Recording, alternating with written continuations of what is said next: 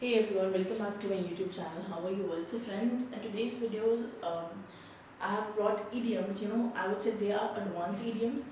Um, Time and again, I've been saying in my videos that my only motive is to make my speakers, very fluent in English. So I thought, why not include some idioms, that are advanced. What will happen if you use these videos in your communication is that not only it will enhance your speaking skills, but it will also, boost your confidence level. You will up your knowledge also.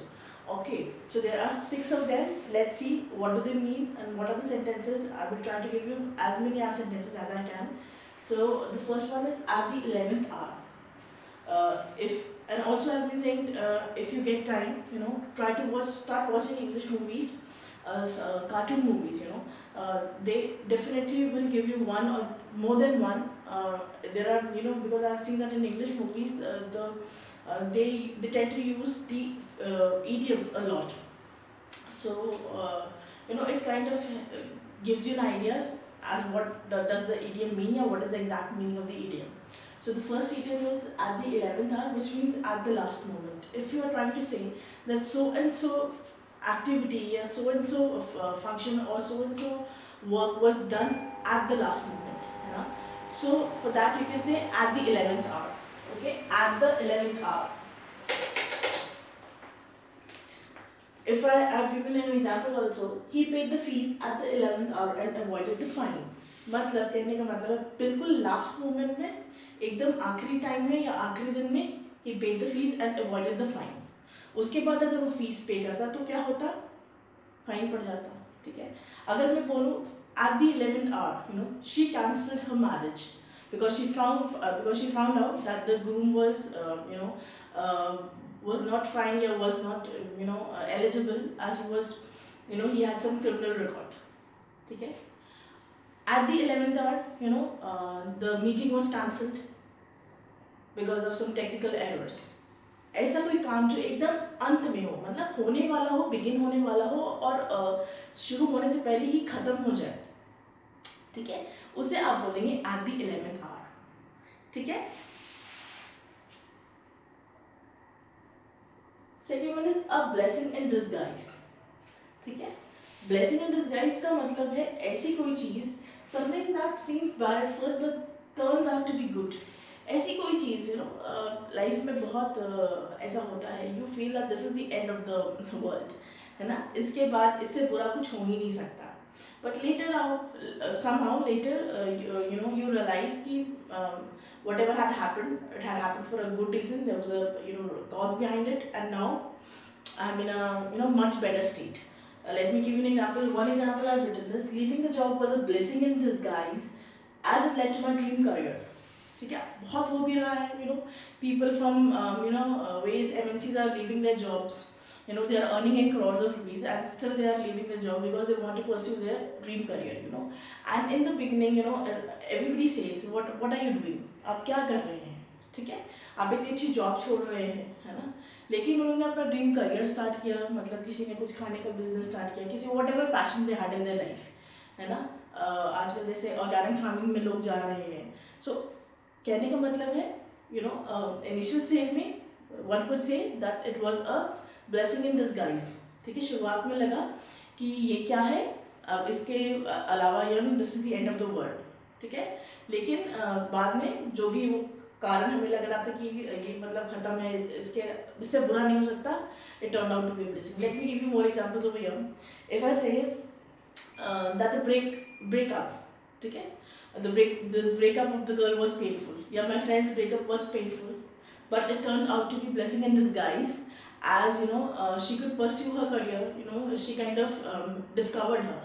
ठीक है, breakup हुआ उसका, it was a blessing in disguise, क्योंकि breakup के बाद ही उसको realise हुआ कि she had so much potential to do so many things. ठीक है, या अगर मैं बोलूँ getting admission, not getting admission in so and so college was a blessing in disguise, because later on I got admission into one of the best colleges. ठीक है, जिस college में मैं चाह रही थी एडमिशन हो, उस कॉलेज में नहीं हुआ, but it was a blessing in disguise, because later on उससे भी अच्छे कॉलेज में आई गॉट एडमिशन. ठीक है, तो देखिए मैंने आपको 3-4 सेंटेंसेस बता दिए कि कैसे आप ब्लेसिंग इन डिस्गाइज का इस्तेमाल कर सकते हैं. ठीक है, this is when pigs fly. This is very easy, है ना. आप जब सुनते भी when pigs fly, can pigs fly? No, they can't. So you will be using this phrase or this particular idiom when in the situations when you are saying that this thing cannot happen. ये चीज़ नहीं हो सकती है. It is next to impossible. ठीक है. Something that will never happen. Example मैंने दिया है. He will clean the room when pigs fly. ठीक है. वो अपना कमरा तभी साफ करेगा when pigs will start flying. ठीक है. He will listen to his mother when pigs fly. ठीक है. So and so person will start studying. My best friend will start studying when pigs fly. ठीक है. ऐसा कोई काम when you are trying to say या आप example दे सकते हो कि कोई इंसान वो सुबह नहीं जल्दी उठता है, कभी भी नहीं उठता है ना, देर तक रात में जगता है, सुबह नहीं उठता. You can say you know he will wake up early in the morning when pigs will fly. ठीक है. ना पिग्स उड़ेंगे और ना फ्रेंड उठेगा. So that is the reason why this frame और idiom is used. Next is under the weather. This is very common and advance भी है. यू नो आजकल ये कहना कि I am sick, I am not feeling well, you know I am not healthy, आप सीधा बोल सकते हो I am on leave as I am under the weather. Under the weather means you are feeling sick. क्यों बीमार है वो reason आप नहीं दे रहे हैं. ठीक है.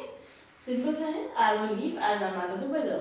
ठीक है. रीज़न कुछ भी हो सकता है कि आप किसी भी वजह से, आपको बुखार हो सकता है, आपका पेट हो सकता है नहीं ठीक हो, बट सिंपल अगर आप भी बोल दिया under the weather, that means it is understood, you know, that you are not well, you are unwell. Okay. The fifth one is hit the nail on the head. Hit the nail on the head. Now nail is what is, ये वाला nail नहीं, nail वो जो पेच वाले होते हैं जो हम दीवार में you know लगाते हैं, जिस कोई भी चीज़ पेंटिंग है कुछ भी उनको लगाने के लिए सो इस्तेमाल करते हैं. hit the nail on the head means when you are saying you know that's when so person has described the exact thing that had happened. जब कोई चीज़ आप एग्जैक्ट बिल्कुल वैसी की वैसी कोई इंसान बताए, है ना, तब आप उसे बोलेंगे hit the nail on the head. Example is you hit the nail on the head with that explanation. ठीक है. या मैं अगर बोलूँ the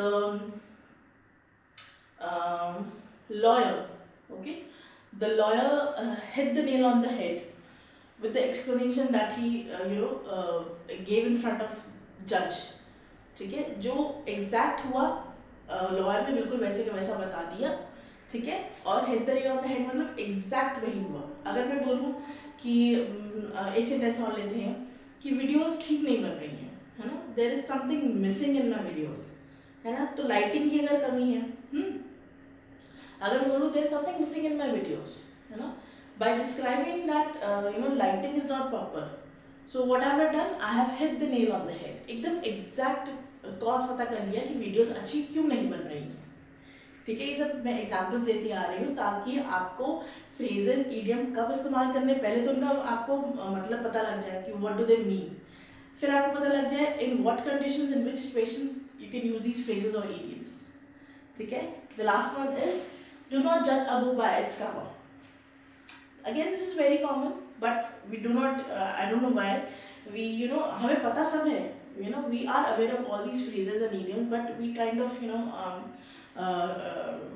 forget to inculcate these idioms or phrases in our day-to-day communication. So do not judge a book by its covers means judge on the basis of appearance. यही होता है ना.